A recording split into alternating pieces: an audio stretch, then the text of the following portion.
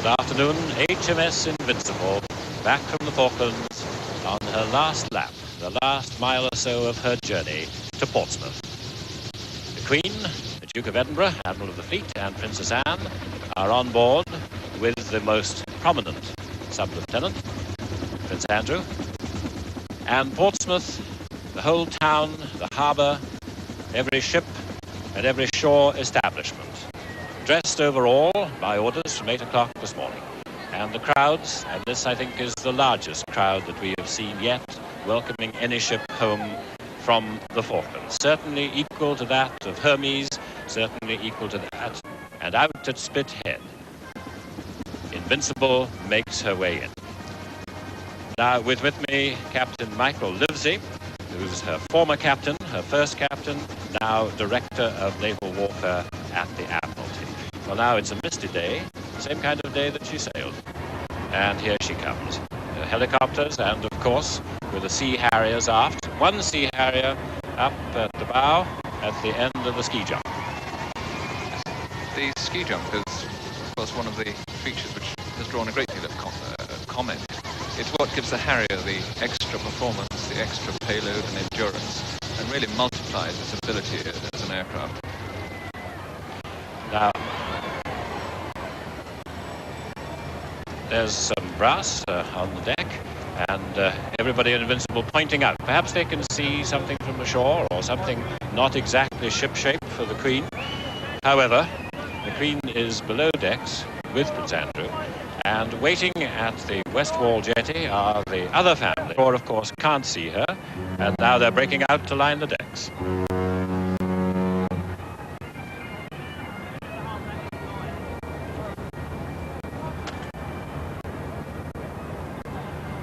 Well, Sub-Lieutenant, His Royal Highness the Prince Andrew, was out and about early this morning on Invincible, and of course nobody can see him now. He gave a little impromptu press conference early on, and I suppose it's a problem for him perhaps that he's been the cynosure of so many eyes and all attention on him, and not perhaps so much on the whole of the ship's company. He expressed himself a little apprehensive earlier on. But now, this morning, he was out on the flight deck. And really, just very happy to be there, nearly home.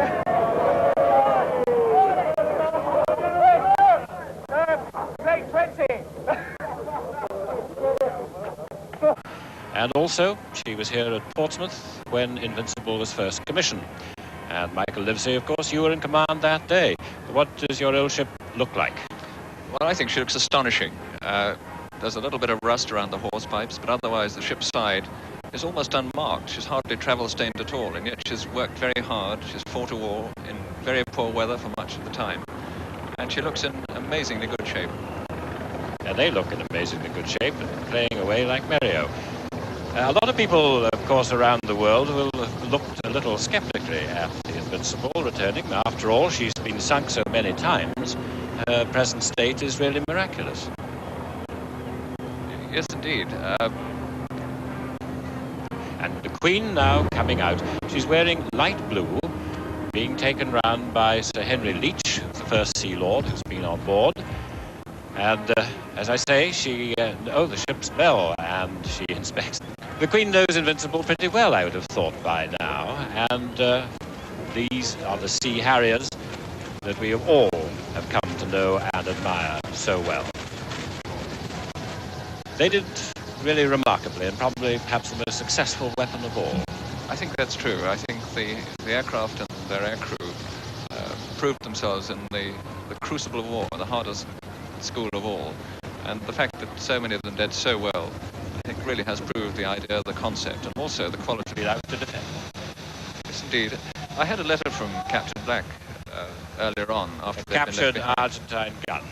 Michael, sorry, yes, go indeed. on. I had a letter from Captain Black when the rest of the fleet, Hermes and company, sailed for the United Kingdom. He said it was like being left at school at the end of term, and he read of welcomes in the newspapers, and he rather implied that, you know, Invincible will be forgotten, and I think they're going to be surprised as they come within sight of the shore. I think they may just have begun to realise that now themselves. And of course, there's quite a bit. That's the first sight of land, I should think that we would have to say. crew on her way. And waiting at the West Wall jetty, Martin Lewis. South Atlantic.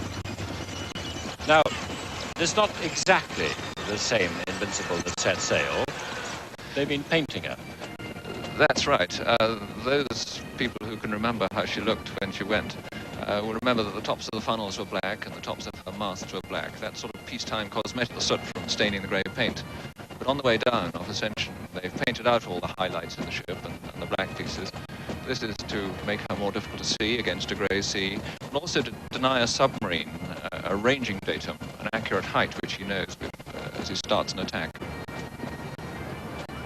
She's got 2 Sea Dart missiles, drill missiles on her launcher there, just to the right of the Harrier on the ski jump. Of course, she fired a number of missiles in the actions in the South Atlantic. Now, she wasn't dazzle painted, nor were any of the ships except perhaps the landing craft. Now, why was that? In the last war, it was very different camouflage. Yes, there are a number of views on this, about this, and it was considered on the way down whether we should advise them to try and camouflage the ships. But in fact, a plain grey ship is as difficult as anything to see, particularly in the winter light of the South Atlantic, and we decided that this was not necessary. But they did paint out all the highlights on the aircraft. Again, the aircraft looked different from those with which she set sail. On the way down, they were all painted to remove all the white bits and anything which could make them visible to maintain their ranks until the ship's alongside, after which, no doubt, anything will go. Yes, this is a disciplined entry. There are no banners or slogans about home or even about British Rail, as there were when Canberra came in.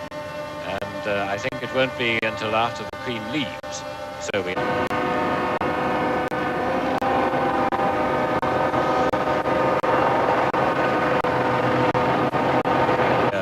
to see Invincible and to see her men. And we can see that they're allowed to smile and perhaps grin. But there's a petty officer at the end just to make sure they don't break out. 3 flotillas, of which the big ships form one. Bristol is a flagship. Alistair, as we said, she's got all the communications which a flag officer needs to control a modern battle. When Hermes left, Bristol flew the flag of Admiral Ref.109, who's the flag officer's 3rd platoon. Feels that they want the crew to see a familiar face somewhere when they come in. And on the docks, the bands are playing manfully. And there were some pipers, I think, on the Invincible's flight deck there. The ship has a liaison with the light in.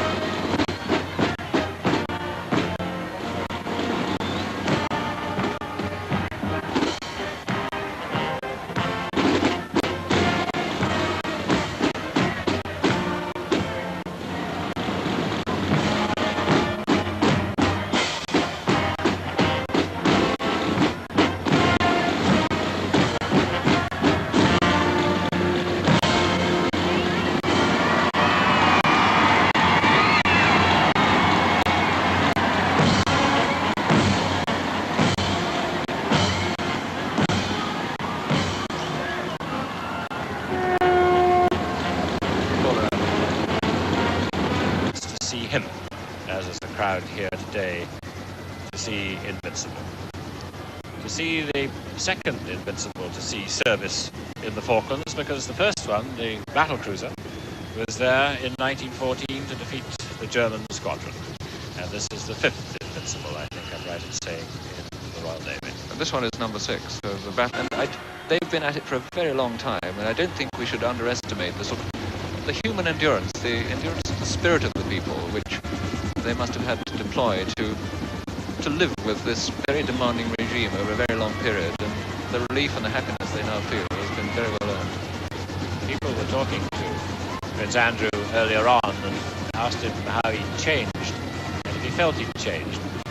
I'm sure they're all very tired men that have come home now, even though the last 2-3 weeks coming home, they must now be quite tired men, and they must be asking themselves how they...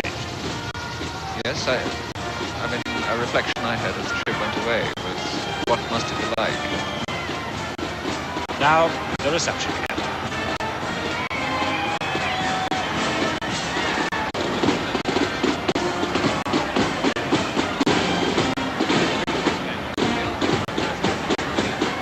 Everybody has been told where to position themselves.